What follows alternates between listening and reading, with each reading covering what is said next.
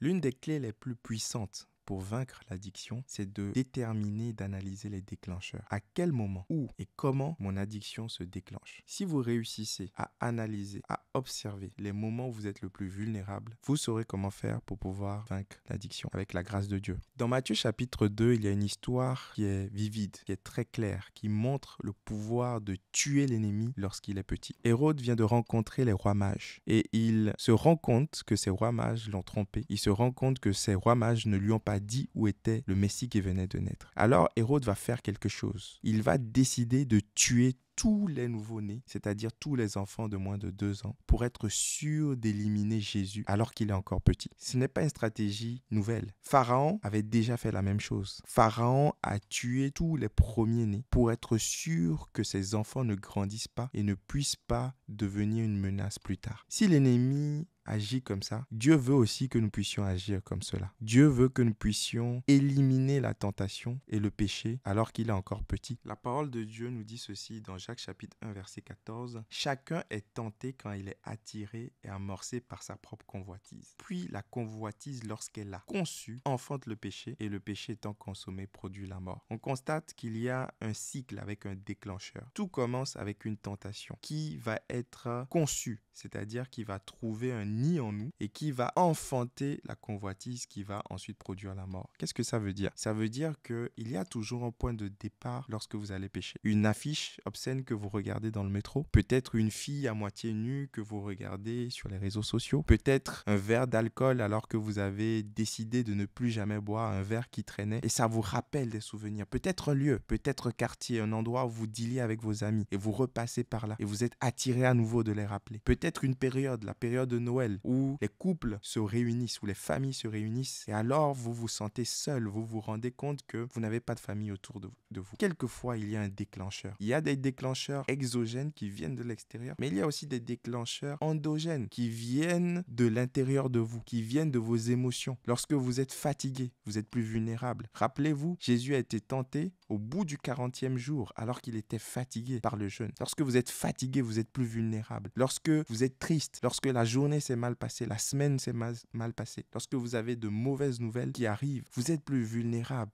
à la tentation. Alors, réalisez ceci et faites le chemin inverse. Quand est-ce que je suis vulnérable? Soyez honnête avec vous-même et anticipez la tentation de l'ennemi. J'ai pu voir dans ma propre vie que les lundis, après des week-ends hyper chargés, j'étais plus irritable, plus vulnérable. Alors le lundi, pendant plusieurs années, j'avais un jour de jeûne, un temps de reconsécration.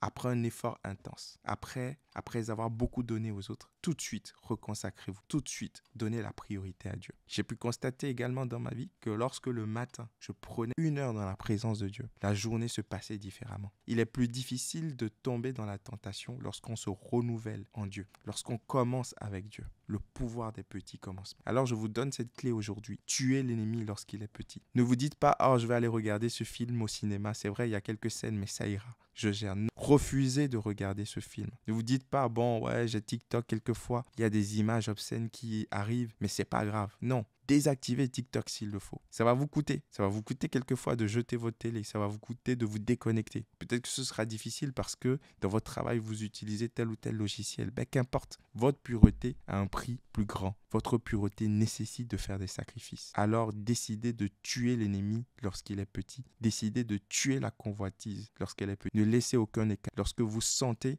en vous qu'il y a une tristesse, qu'il y a une colère, qu'il y a des émotions vives qui commencent à germer, allez tout de suite vers Dieu et demandez l'aide de Dieu. Demandez le secours de Dieu.